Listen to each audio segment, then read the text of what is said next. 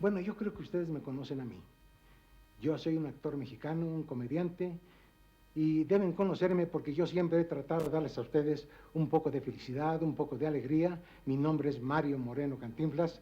Aquí ya me conocieron, claro, porque yo a todos los conozco muy bien y además los quiero mucho. Bueno, yo quería decirles que yo estoy muy ligado a la fiesta taurina por muchas cosas.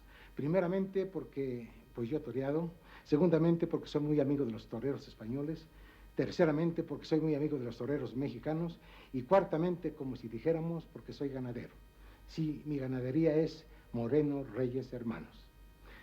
Resulta de que aparte de eso tuve el privilegio de conocer a una gran figura del toreo, a un gran torero mexicano que ustedes, si no conocieron, habrán oído hablar de él, Rodolfo Gaona.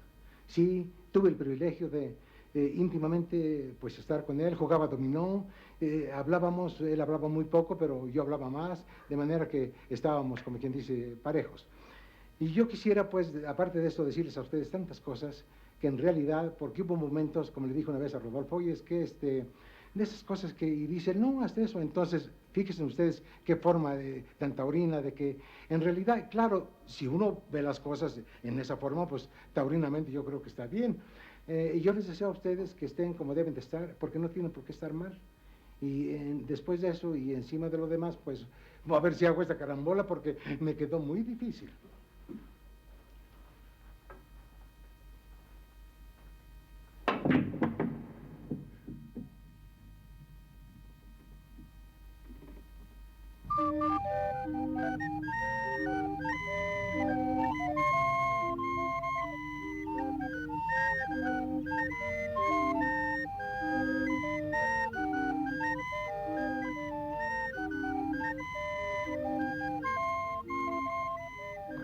Bueno, Juan, pues ya estamos en León de los Aldamas, en el centro de la República Mexicana, ciudad cuna de Rodolfo Gaona, que nació en una muy modesta casa.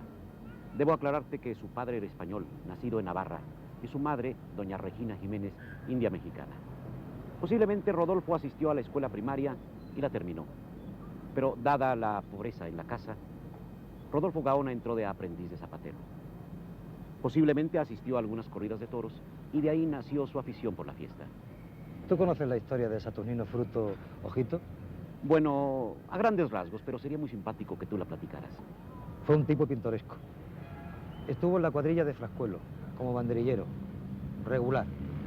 Como era un hombre que lo que quería buscarse la vida, se fue a La Habana, allí encontró a Ponciano Díaz y entonces se incorporó a su cuadrilla y se vino a México, donde toreó también de novillero, sobre todo creo que toreó en San Luis Potosí, en la Plaza del Paseo, sin mucho éxito.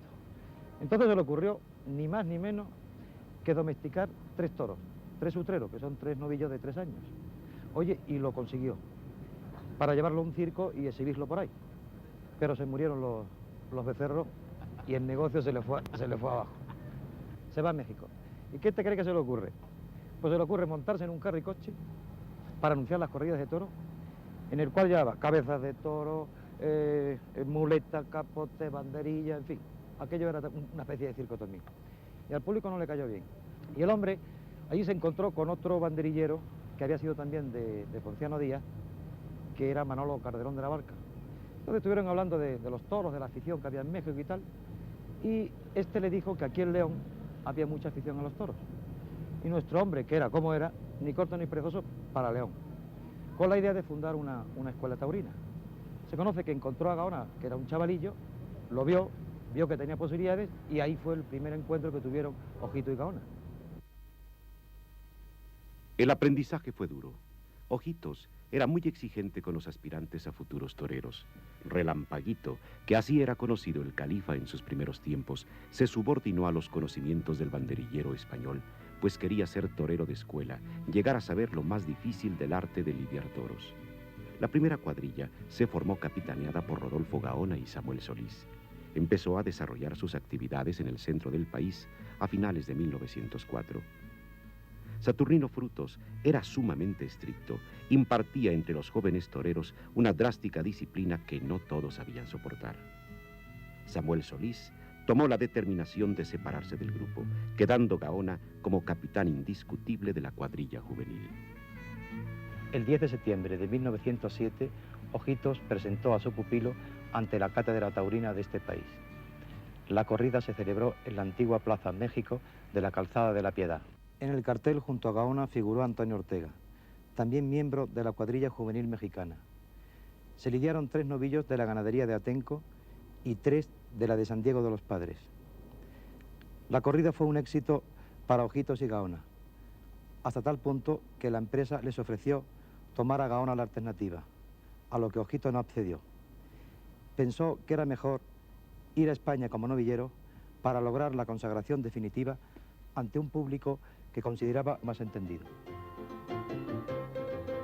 En la capital de España, no encontró Ojitos las facilidades que él esperaba para presentar ante el público de la cátedra a su pupilo.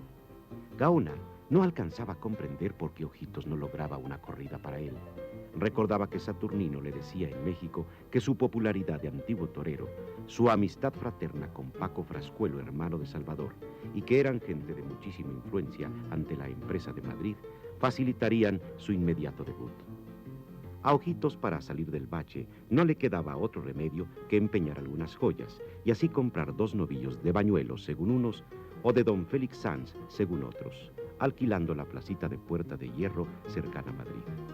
El 1 de abril de 1908, ya presencia de matadores de toros tales como Vicente Pastor, Mazantinito, Manolete, Relampaguito y de los mejores revisteros taurinos, dio fe Ojitos de lo que él había traído de las tierras de Anáhuac.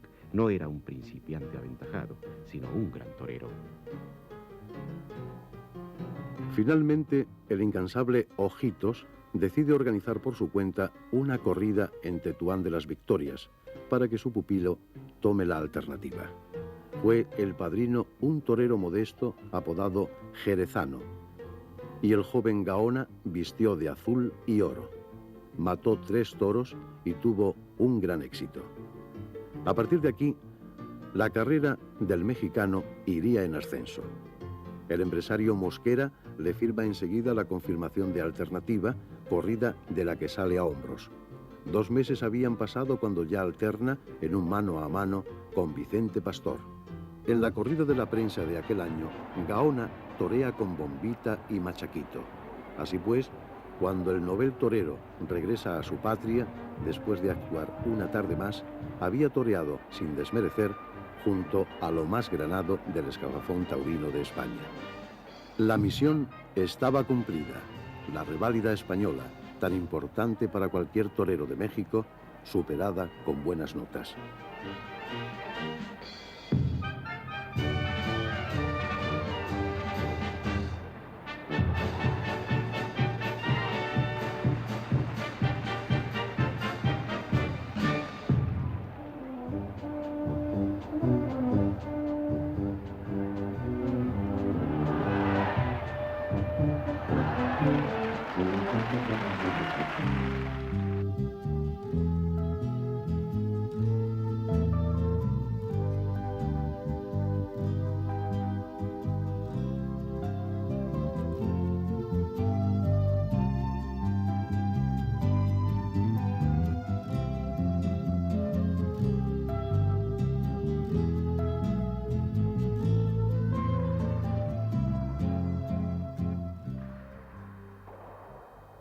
¿Se juega más en México o en España el frontón? Yo creo que hay más frontones en México. ¿Más? Más, sí, pero yo creo que en todas partes los toreros, en México y en España, saben que es un ejercicio muy bueno y todos le dan muy bien. Oye, hablando de los toreros españoles y mexicanos, Gaona, el maestro, dijo que los toreros españoles cuando venían aquí, pues aunque no fueran figuras, la gente lo tomaba como figura. Y en cambio, a los toreros mexicanos, aun siendo figuras muchos de ellos, en España no lo tomaban en consideración, no lo ayudaban tanto. ¿Qué hay de cierto en eso? Bueno, pues yo creo sus razones tendría el maestro en hablar de eso, ¿verdad? Alguna cosa le pasaría pues similar a lo que él hablaba, ¿no? Yo pienso que pues él sabría por qué decía todas las cosas. Él triunfó, desde luego. Él triunfó y fue una figura aquí y allá, así es. Pero tú, Eloy Cavazo, en España triunfó también. Sí, en realidad, pues en la plaza que más me me fue más a todo dar, que me fue más bien, fue en Madrid. Ahí pues, toreé 3 temporadas y casi en todas salía a hombros por la puerta grande, toda. Ya lo sé. Sí. Oye, y además fuiste muy conocido por la televisión. Bueno, es que me llevaron varias veces al programa y pues ellos decían que les daba risa como hablaba y pues a mí me daba risa como hablaban ellos, total que era un cortocircuito, ahí chocaban los alambres cada rato. Tú fuiste de matador a novillero. Fui de matador de toros ya, sí. Oye, ¿por qué? Mira, fíjate qué cosa más curiosa. Ocurre con los novilleros al revés que con los matadores. Es decir, vienen a México los matadores de novillos y no torean, no tienen ocasión. O que la gente no les gusta, o que no son buenos, no lo sé. En cambio, los novilleros mexicanos tienen más chance allí. Bueno, puede ¿O ser. no? Sí, puede ser que tenga razón. Lo que pasa es que nunca nos han mandado así a México, pues novilleros con mucho nombre, mucho cartel. Digo, hace un momento cuando te platicaba yo te decía que por ejemplo, toreros de la última época como el Capea, como Manzanares, como Palomo, cantidad de toros buenos que hicieron una campaña novillero muy bonita, pues no nos traían de ellos. Yo creo que si han venido, pues hubieran toreado un chorratal de corridas. ¿Y novilleros Y los mexicanos, pues será que van con ganas de hacerse matadores de toros allá y pues van con más ilusión, yo creo, con más ganas de echarle para ¿Tiene adelante. tanta importancia para vosotros los toros mexicanos como para nosotros los españoles el venir a México? ¿Vosotros el ir a España a torear y triunfar allí? Pues sí, cómo no. Sí tiene mucha importancia porque pues es para tu vida, ¿verdad? De torero y para agarrar cartel y todo. Pues yo, por ejemplo, tengo la satisfacción de que cuando me pregunten mis hijos que si he toreado en Madrid, que si he toreado en Sevilla, que si he toreado en Barcelona, pues les voy a decir, pues cómo no, y me fui a todo dar, así es que... ¿Y eso por qué?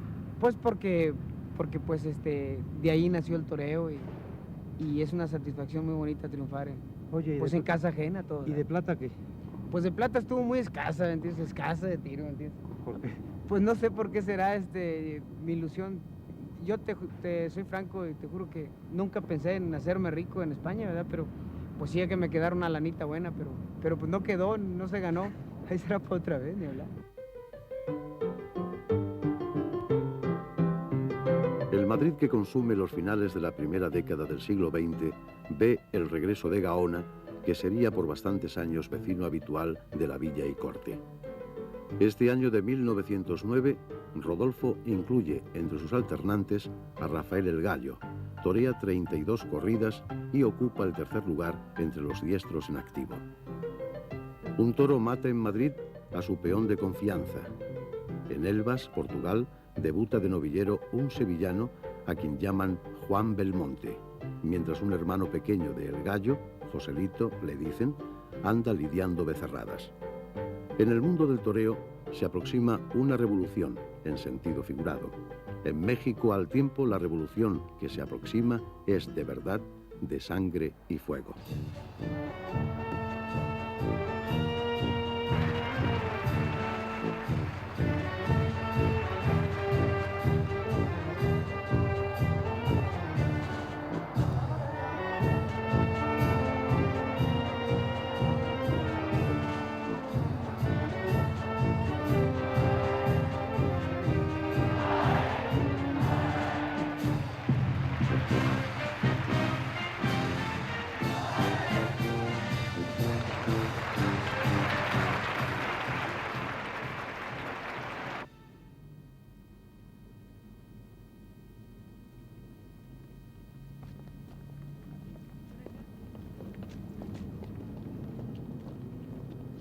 Nos encontramos en la tercera sala de las dedicadas a la Revolución Mexicana en este museo.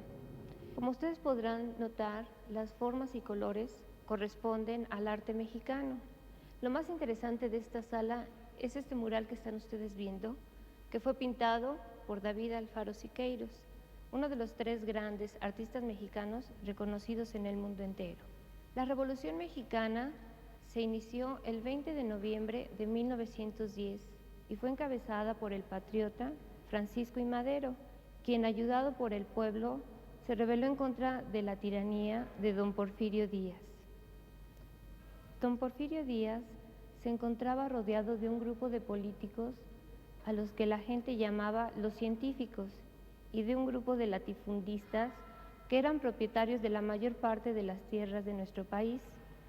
Don Porfirio Díaz, como repito, estuvo gobernando nuestro país durante más de 30 años, en sucesivas reelecciones, y esto anulaba por completo los derechos cívicos de todos los mexicanos. Y claro está que desde antes de que empezara la lucha revolucionaria, muchos hombres y aún mujeres se daban cuenta de la triste situación de nuestro país debido a la explotación de los obreros y los campesinos y a la violación de las leyes. Por este motivo protestaron en contra del dictador y sus sistemas. Muchos hombres perdieron la vida durante esta lucha prerevolucionaria. Su muerte está representada en este mural con los cuerpos caídos, en la que tenemos en primer lugar un familiar del pintor David Alfaro Siqueiros. La revolución se inició con un lema de Francisco I. Madero que decía sufragio efectivo, no reelección. Esto fue acogido en todos los campesinos oprimidos y explotados, principalmente en el del más grande campesino de esa época, Emiliano Zapata, que luchó con su lema Tierra y Libertad. Esta sección del mural nos impresiona porque representa la fuerza armada de la revolución. El campesino, el caballo y el fusil se funden en un solo ímpetu de energía liberada. Los llameantes colores del fondo simbolizan los diversos elementos de la lucha. En este otro lado del gran mural de Siqueiros aparecen 3 soldados que representan a los carrancistas, a los zapatistas y a los villistas. Emiliano Zapata hizo estremecer a nuestro país con su grito de tierra y libertad y se levantó en armas en el sur, mientras que Venustiano Carranza, Álvaro Obregón y Francisco Villa lo hicieron en el centro. En el mural tenemos representadas a las figuras de los hombres que acabo de mencionar y de otras personas más que lucharon en la revolución. También aparecen las heroicas mujeres mexicanas representadas por Margarita y Rosaura Ortega. Hay que notar que muchas de las ideas filosóficas y socialistas de Carlos Marx y otros pensadores europeos cristalizaron con el movimiento de la libertad de México, algunos años antes de que se impusieran en otros países del mundo.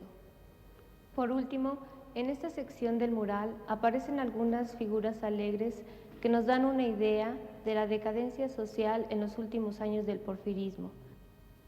Porfirio Díaz aparece rodeado del poder militar representado por Victoriano Huerta. Porfirio Díaz, exiliado al fin, dejó paso triunfante a la gran revolución mexicana que llevaría a México a un futuro mejor. Francisco Villa, que fuera brazo armado del constitucionalismo en el norte, y Emiliano Zapata, sostenedor de la bandera agrarista en las tierras del sur, desfilan juntos por las calles de la capital.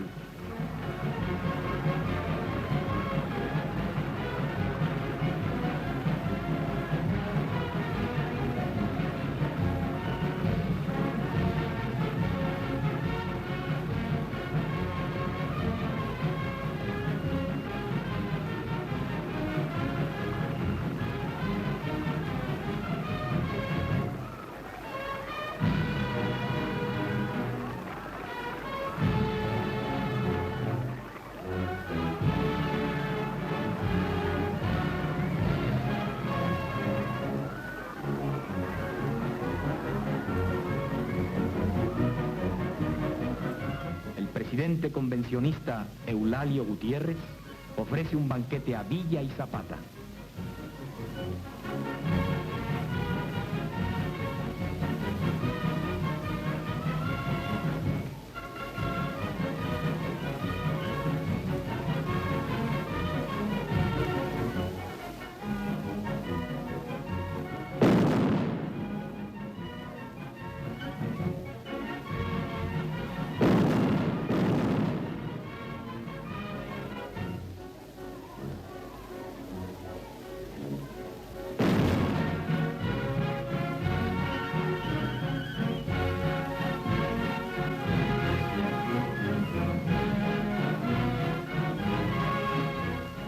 En el Bajío se libra la batalla definitiva. Por una parte está la famosa caballería villista que se despliega hasta tapar el horizonte. Por el otro lado, el poderoso ejército constitucionalista que sabe aplicar las técnicas modernas de la guerra.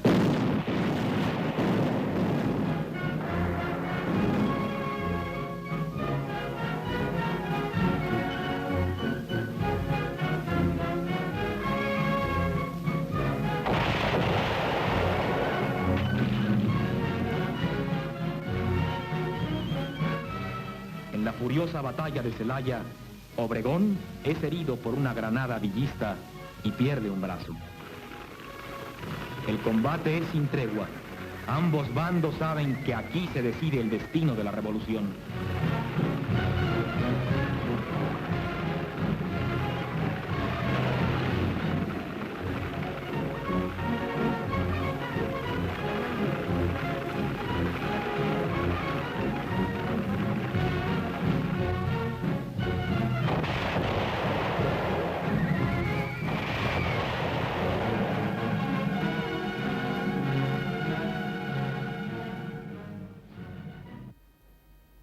Doña Luz Corral, ¿por qué es usted conocida en todo el mundo? Pues por el nombre de Pancho Villa. ¿Pero qué era usted de Pancho Villa? Mi marido, yo era la esposa de Pancho Villa. Pancho Villa, ¿por qué se hizo revolucionario? Pues porque ya era necesaria una revolución, ya él era amigo de don Abraham González y él lo invitó para que se levante, para que estuviera con ellos. ¿Qué es lo que quería Pancho Villa con la revolución? Pues que la gente pobre sus hijos tuvieran escuelas, aprendieran a leer y escribir. Era la meta más grande de él, que todos los hijos de los peones y de todos supieran leer y escribir. No que en tiempo de Porfirio ni les daban educación a los niños, ni les pagaban profesores ni nada, no sabía nada. Todo el mundo sin saber leer ni nada. Y ahora no. ¿Cree usted que ahora en México haría falta un hombre como Pancho Villa? Sí, cómo no. ¿Qué haría Pancho Villa actualmente en México? Pues muchas cosas. Por ejemplo. Por ejemplo, que se siguiera. Mire, hay partes donde hay muchas familias, pero no hay ni un médico, no hay ni un hospital, no hay medicinas, no hay nada. Y eso Pancho Villa estaría pendiente de todo eso. Si no había un médico de planta que cada semana o cada rato y que la gente pobre, humilde tuviera quien en ese sentido lo ayudara con un médico. Ahorita un médico vale un dineral y se muere la gente en los ranchos porque no hay médicos, ni hay medicinas, ni nada. ¿Usted cree que si Pancho Villa viviese actualmente todo eso estaría resuelto? Todo eso estaría resuelto, sí, señor. Doña Luz, ¿Pancho Villa era aficionado a los toros? Un poco, sí. ¿Toreó él alguna vez? No. ¿Pero iba a los toros? No, y hacía corrida de toros. Fue cuando se entró la revolución, lo primero que hizo una corrida de toros para ayudar a los huérfanos y a las viudas. ¿Huérfanos y viudas de su ejército? De los soldados de él. ¿Fue amigo de Rodolfo Gaona? Pues no creo que fueran amigos, pero sí lo conocí. ¿Usted conoció a Rodolfo Gaona? Sí. ¿Le vio torear? En México, éramos vecinos ahí. ¿Le vio usted torear? Sí. ¿Le gustaba usted Rodolfo Gaona? Sí, cómo no.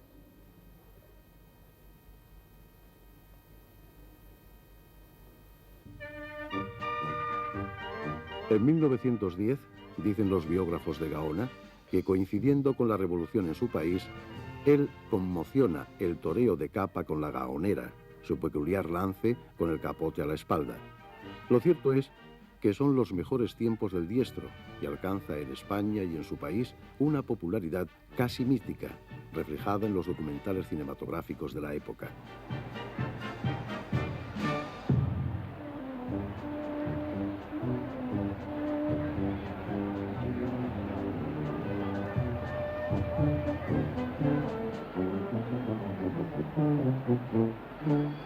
En 1911, Gaona torea 50 corridas, de ellas 10 en Madrid.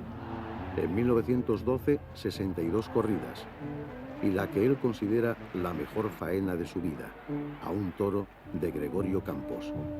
Es el año que torea por primera vez con Joselito. 1913, año de la alternativa de Juan Belmonte. Empieza una nueva era del toreo. Gaona en plenitud, dominador de todos los tercios de la lidia, torea 44 tardes. En 1914 son 56 las corridas toreadas y empieza la enemistad con Joselito, que en los años siguientes le costaría a Gaona caerse de muchos carteles.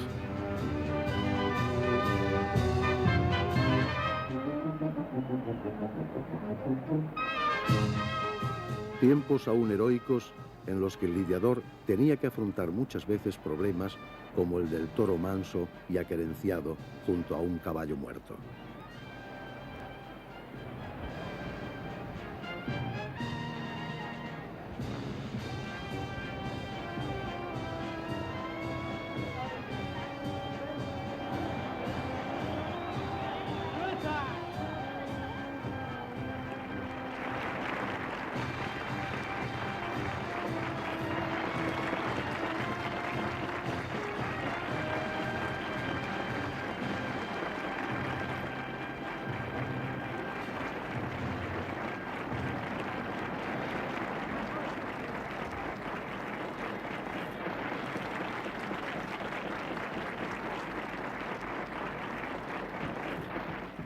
Solamente 35 corridas contra 102 de Gallito toreó Gaona en España en la temporada de 1915.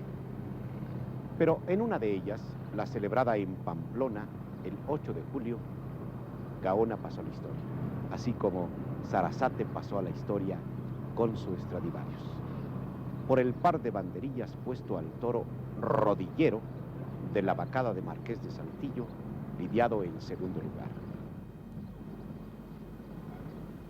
La tarde del par de Pamplona, Gaona vestía un terno plomo y oro. El toro se corrió en segundo lugar en la segunda de feria el 8 de julio de 1915. Estaba marcado con el número 28. Compañeros del Califa en el paseillo fueron Serafín Vigiola Torquito y José Gómez Gallito. El par fue inmortalizado por el fotógrafo Aurelio Rodero con una máquina NT 6,5x9 con objetivo 6. Don Francisco Porcel, decano de los periodistas taurinos. Pues mire usted, en 1911 yo quería ser torero, ¿no? Primero quería aprender a torear para hacer crónica.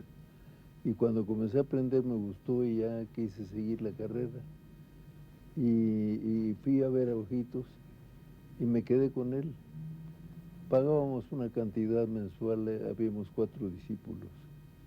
Y uno de ellos era yo, el más nuevo.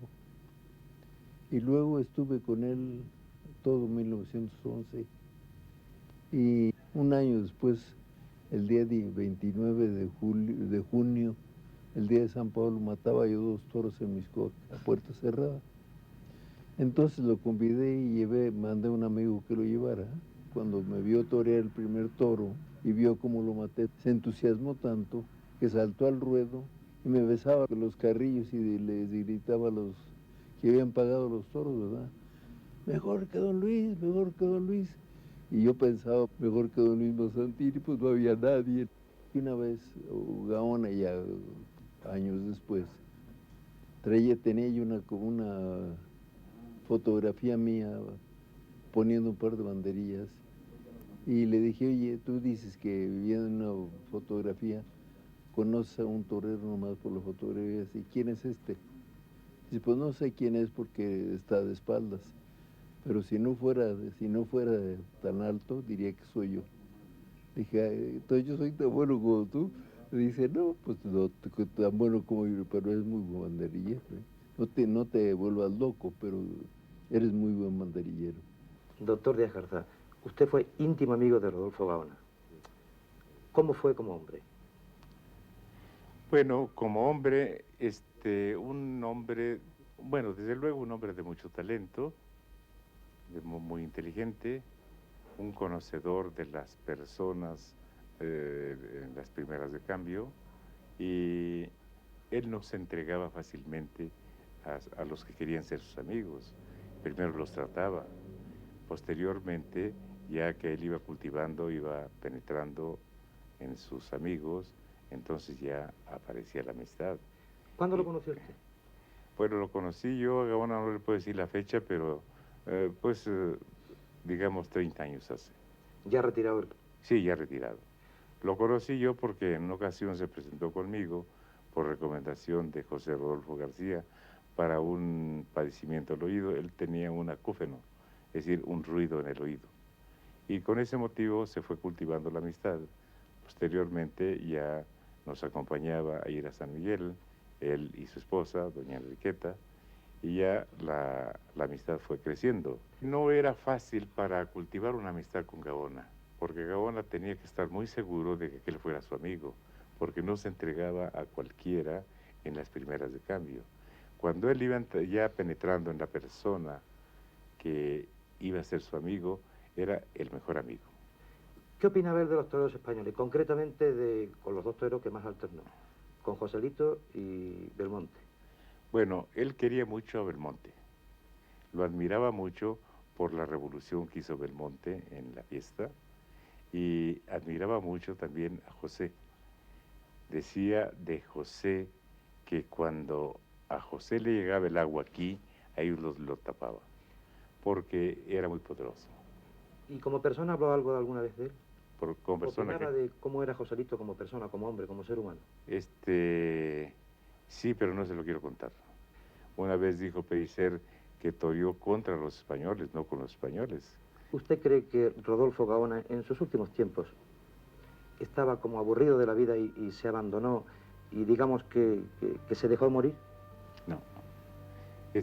Cuando murió su esposa, creo yo que él deseaba la muerte, pero después ya él ya no quería morir.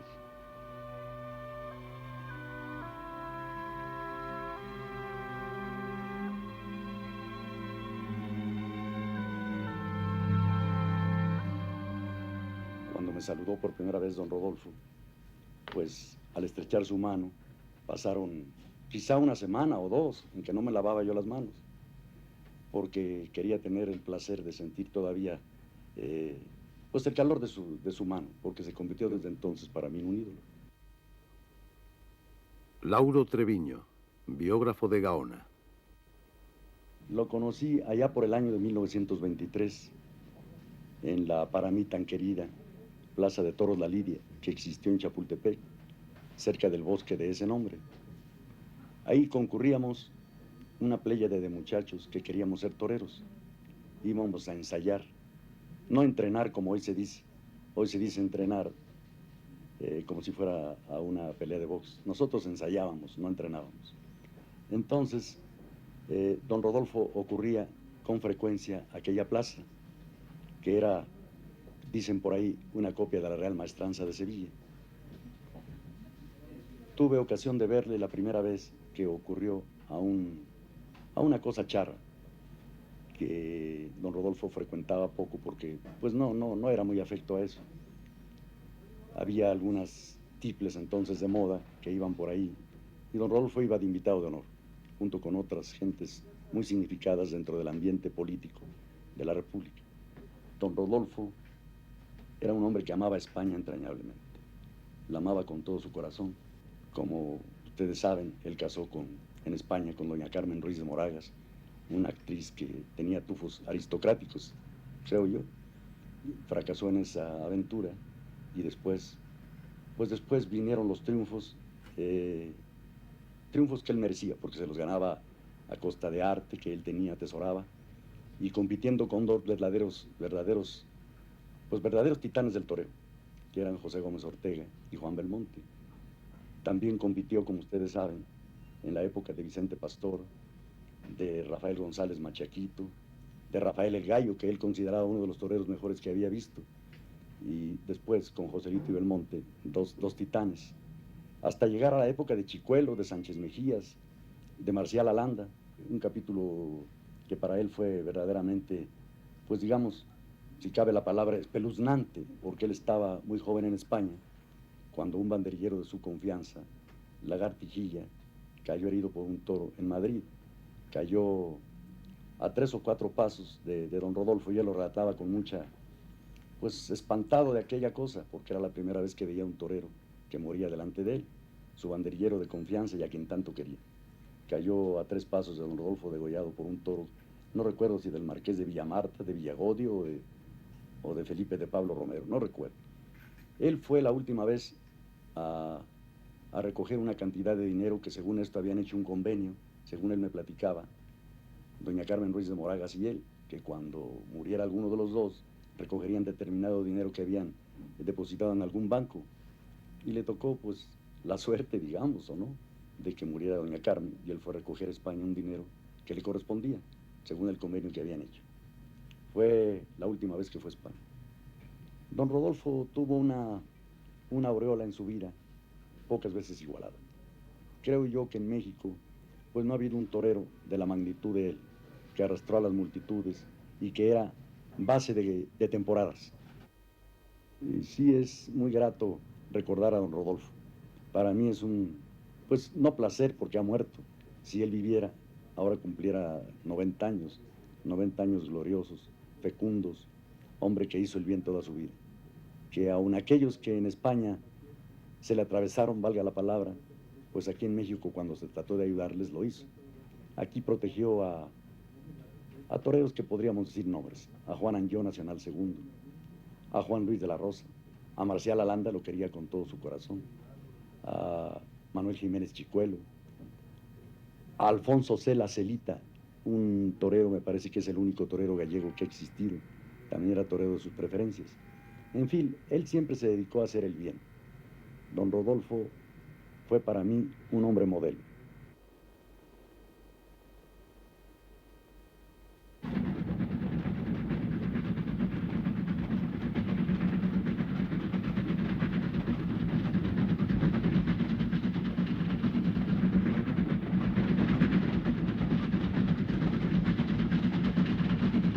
De los viajes a uno u otro continente de toreros españoles y mexicanos se tienen pocas referencias.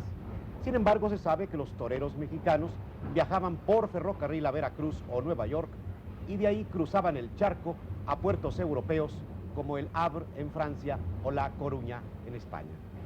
Hay una anécdota de los viajes de Gaona. Él sufría mucho cuando viajaba, pues se mareaba. Posiblemente un mes duraba sin comer. Y una vez coincidieron en un viaje por barco, Gaona, Belmonte y el escritor Enrique Utoff.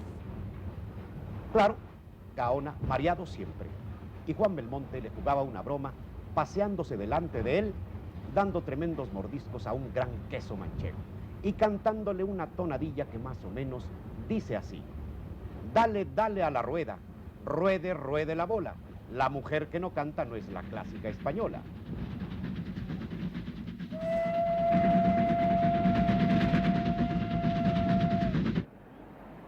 Los años 18, 19 y 20 son de amargura y decadencia, pero no era el fin. En México vuelven a autorizarse las corridas de toros que el presidente Carranza había prohibido, y su patria acoge a Gaona con tal entusiasmo que el torero recobra el ánimo y el coraje perdidos. Por unos años, toreando en su tierra, vuelve a ser la primera figura.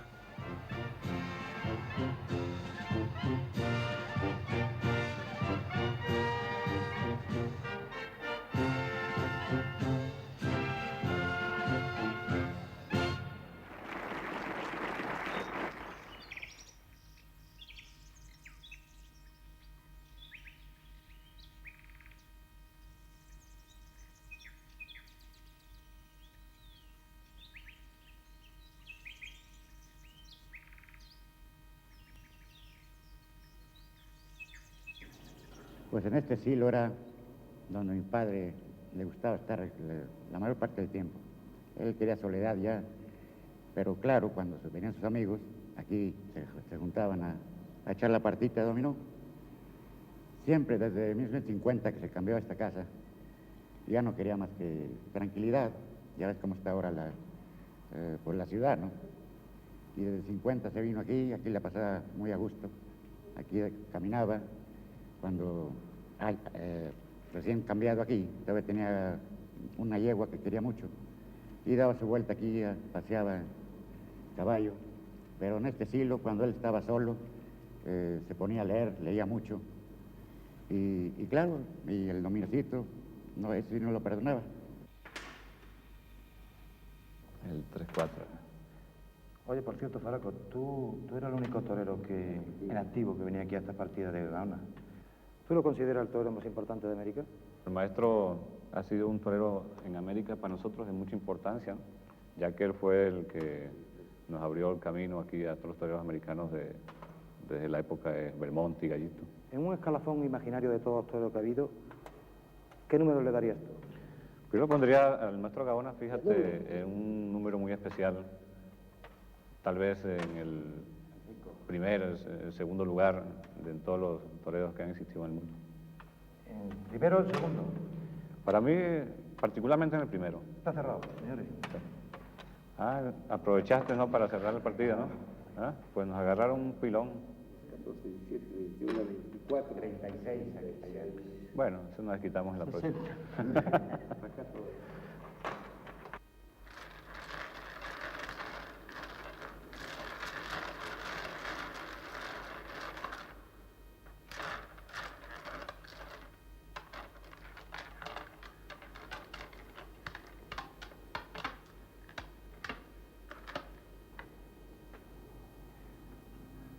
Pedro Illana, conocido en México como el Rey del Pollo.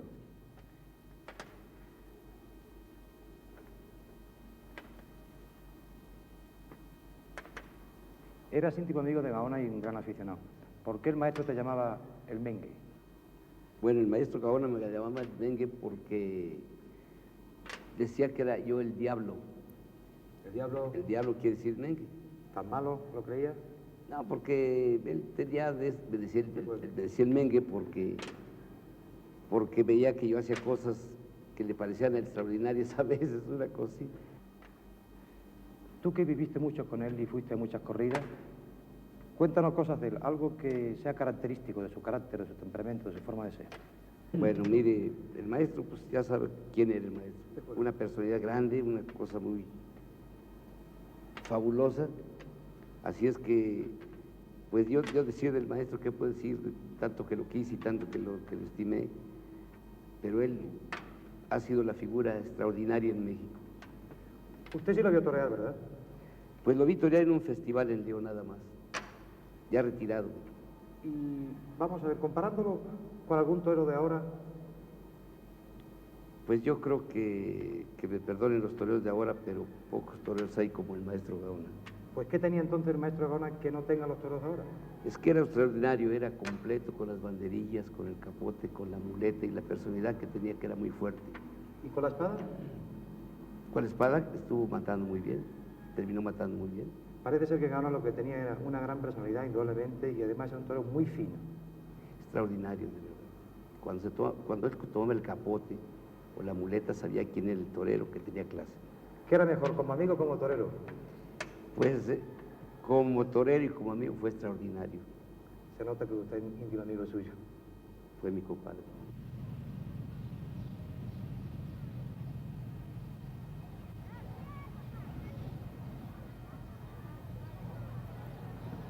Las cercanías de la plaza son el prólogo a la fiesta grande. El público disfruta de la espera. No hay prisa. La llegada de los toreros se hace en olor de multitud. El túnel hasta el patio de caballos se hace más largo y más oscuro cuantas más tardes se recorre y más toros se matan. El patio de caballos, antesala de la verdad. Los compañeros en la suerte, en la buena y en la mala. Las trompetas que anuncian el principio y ese grito que hace identificar esta plaza como un santuario distinto. A la porra la canta el crítico Pincharratas. Porra, afición vocinglera, jubilosa, fanfarrona y pendenciera. Sector izquierdo del tendido cálido, a donde se ha ido a refugiar, en plena época de plusvalía, el romanticismo con la vesta rota y la capa maltrecha. Porra, yo te saludo. Vamos a hablar de toros con los socios de la Porra Libre de México. A ti, Gato, te corresponde abrir plaza. ¿Qué es una porra? Una porra aquí en México es un grupo de aficionados taurinos a los que no tienen bandera de torero. Es una porra libre completamente. En caso dado le llamaríamos peña. Ya, ¿pero porra libre de qué? De México. No, dices tú que soy una porra libre, pero como queriendo decir que hay otras porras que no son tan libres. Bueno, digamos, nuestro fin o nuestra definición como taurinos es libre. ¿Defendéis el toro o el torero? Nosotros estamos, antes que nada, en la fiesta con el toro, pero desde luego que estamos también con el torero porque es el que lidia también, ¿no? Una contraporra es un grupo que está precisamente frente a nosotros. ¿Pero en cuanto a qué? Digamos, tengo entendido que ellos buscan el mismo fin. Aquí en México, generalmente en todas las plazas, hay el lugar de la porra, que es la división entre sol y sombra, y del lado contrario es la contraporra. Gato, ¿tú has estado en España viendo toros? Sí, claro. Lo mismo que Chucho también. ¿Qué diferencia hay entre el público de España y el nuestro? Bueno, nuestro público es más alegre, siente más la fiesta, porque no sé si sea cosa de raza o no sé qué. Digamos, en España nosotros hemos visto, por ejemplo, en Madrid, simplemente a la hora de partir plaza, la gente está muy seria, muy seca. La idea que tengo yo de la fiesta de toros en España Es que los madrileños, bueno, digamos en la Monumental de Madrid, van a la fiesta en plan de jueces muy severos, no van a divertirse, no van a sentir esa sensación linda que es la fiesta. Nosotros aquí en México, como posiblemente en Sevilla, estamos paladeando antes la fiesta. En el momento de abrir plaza, de partir plaza, bueno, se oye un ole tremendo así, aquí en México, como nunca lo he oído en Madrid. Aquí en México hubo una discusión entre los aficionados. Dos toreros, Gaona o Armillita. Precisamente originó lo de la porra y lo de la contraporra que antes hablábamos. ¿Realmente Gaona fue la figura indiscutible de México, más que Armillita, o fue Armillita más que Gaona? Yo, desde luego, no viví la época de Gaona, ¿no? Sí. Pero sí viví la época de Fermín en gran parte, ¿no? Y para mí, Fermín ha sido el más grande de todos los toreros.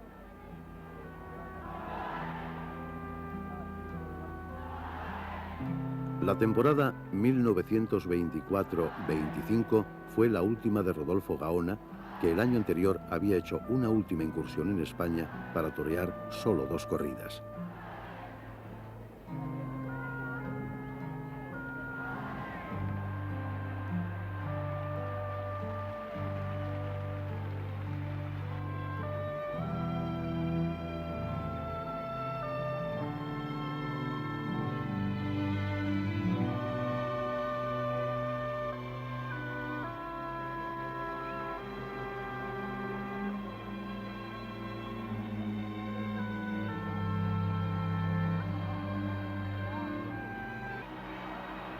El 12 de abril de 1925, en la plaza de El Toreo, alternando con el español Rodalito, Rodolfo Gaona vistió por última vez los alamares. Un gran globo, suspendido sobre el centro del ruedo, derramó pétalos que simbolizaban lágrimas, mientras sonaban miles de campanillas al tiempo de hacer el paseo. Allí terminó la historia torera de Rodolfo Gaona, el indio grande, en cuyo honor y homenaje publicó un cronista de la época estos malos pero sentidos versos. La tarde que te fuiste por siempre de la arena, en el cielo taurino lloró de angustia el sol.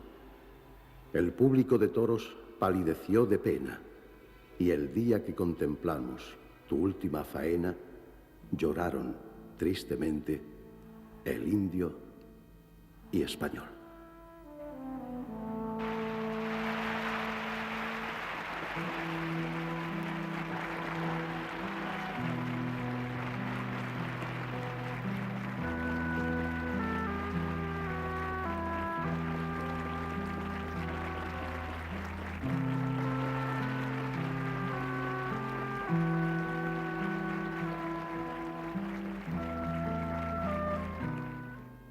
Había lucido su arrojo y agilidad un simpático torero llamado Saleri.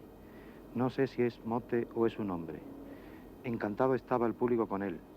Muchos sombreros, muchos tabacos, muchas dianas, frenesí, en fin, como no lo he presenciado en asuntos que importan al bien de la humanidad o al de la patria. Quiso emprender el salto de la garrocha, no obstante la oposición del público que presumía que el toro no era a propósito. Se fue armado de su gran palo.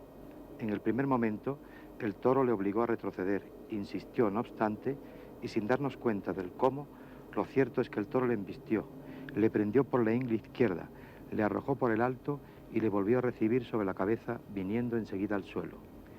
Inmediatamente después de su caída, se levantó, dio 3 o 4 pasos que hicieron creer al público que no había recibido lesión, pero aún no se acababan esas reflexiones cuando el hombre llevó las manos al bajo vientre, hizo ademán de estirarse y cayó muerto, seguramente por la hemorragia procedente de la aorta. Puebla, 15 de enero de 1888.